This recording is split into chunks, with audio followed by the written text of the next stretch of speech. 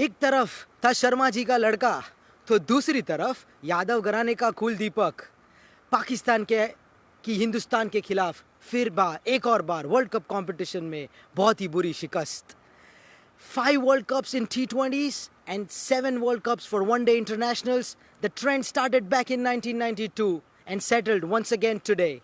And there's always been one winner, and today it was no different. Hello, everybody, and welcome to this new episode, the new Facebook Live, with your host Yash Khandor and your analyst Yash Khandor as well, if I would say that way. But here I am live from Tampa, Florida. The background is dark, just like it was in Manchester. But don't get fooled, it's right here in Florida. I wish I was there in Manchester right now, celebrating with all the fans out there. India, the deserved champions.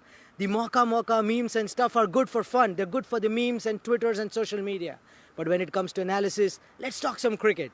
Let's get started. The toss went Pakistan's way. They won the very important toss where both captains agreed they would have wanted to bowl. The conditions were in their favor. The bowlers that they had the the front runners for getting the hand up. But what did Pakistan do? They just messed it up. KL Rahul and Rohit Sharma, I will not take anything away from them. Superb batting. A lot of people said after Shikhar Dhawan's injury, you have a backup opener or a makeshift opener in KL Rahul. Those are not the right words you use with KL Rahul. He might be a makeshift number 4, but he's surely a pure opener, and he showed today why. He can play spin well, he can play swing well, he can play the short ball, he can cut, pull, hook and drive. He was slow initially, which was the need of the hour. And on the other hand was Sharma ji ka ladka, Rohit Sharma. What a World Cup he's had. Clinical innings, mature, pure class, magnificent, and an extraordinary century. A lot of people might think he missed out on a double century, and the shot, especially the shot that he got out to, was probably uncalled for. He could have avoided that shot. But all of that is in hindsight. Excellent century by him, but Pakistan did miss a trick. They should have pitched the ball more up front to utilize the conditions and the swing with the new ball, with the great bowlers like Mohammad Amir that they have. But unfortunately, they couldn't, and the Indians capitalized.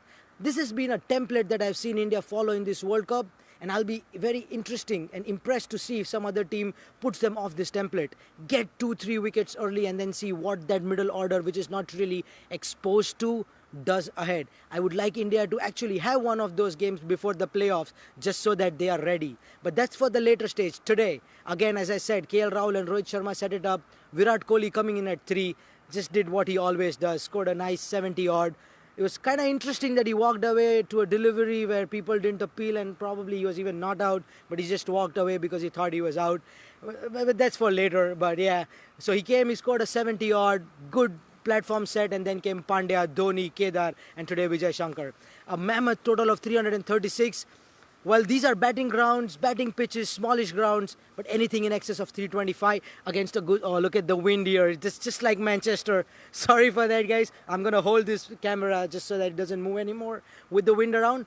But yeah, so coming to that, anything in excess of 325, it is not easy, especially against a bowling attack like India. Pakistan came into bat, and they had the things in their favor actually, with Bhuvaneshwar Kumar, who can exploit these conditions better than any of the other Indian bowlers, being injured, having pulled his hamstring. But you know, when you have Shankar on your side, you know you're going to have Vijay on your side as well. I know, that's a little cliche, but yeah, Vijay Shankar coming in to just bowl those couple of balls to finish off, or rather the 4 balls to finish off Bhuvaneshwar Kumar's over. And guess what? First ball in his World Cup, ever in a World Cup for him, and he got Imam-ul-Haq trapped in front. And then the expression of Virat Kohli, that's doing quite a bit of talking in social media. It was like, really, how did he get a wicket? I mean, I know he doesn't doubt his talent, but I mean, that was just a makeshift bowler, right? He was just supposed to finish the over. But Imam-ul-Haq was back in the pavilion. In came Babar Azam, the best batsman, according to me, in the Pakistan lineup, along with the most explosive and most talented batsman at the other end. That was one of the finest displays of batting I've seen from Pakistan in a while. A very industrious partnership, if I may put it that way. Wickets weren't tumbling. It wasn't alarming for India, but for Pakistan it was very promising, because they do have the firepower down the order, so they wanted this pair to go long. A good 100-run stand, and then Kuldeep was bowling really well at one end. Kuldeep was keeping it tight, but he wasn't getting the wickets. He was getting the turn, the bounce, the drift. He was getting the ball to turn and also beat the batsman, but he wasn't getting the wickets.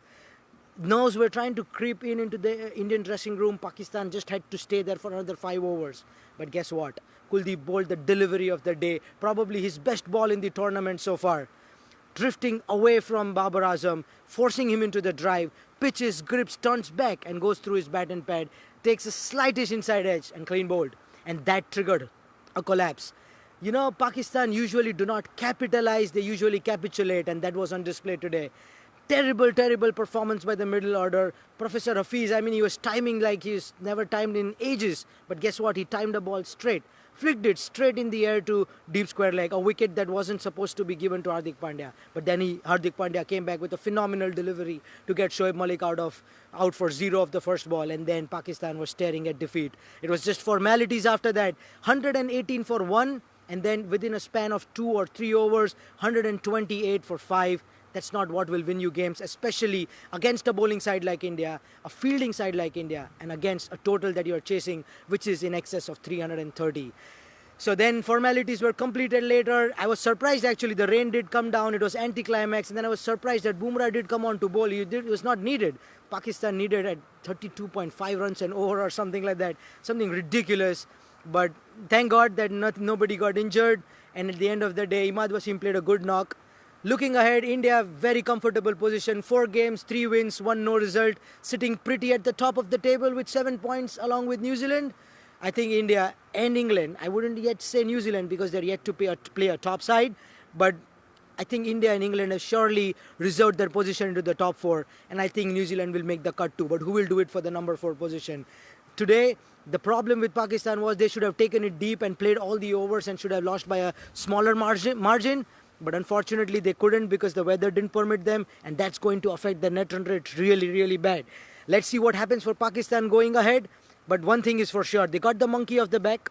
The India game is over, which even though no matter how much ever Virat Kohli or any other India or Pakistani player denies, it is the biggest game of the World Cup or any tournament that India and Pakistan play. So the biggest game is out of the equation. All Pakistan need to do now is focus, win the next 2 or 3 games on the trot, and for India, just stay to the plan. Just stick to the plan. Maybe one odd loss here and there might happen, but that's not going to disturb them. And I hope it happens before the playoffs because, you know, law of averages plays a big, big role when it comes to cricket, and especially the knockout tournaments like the ICC World Cup.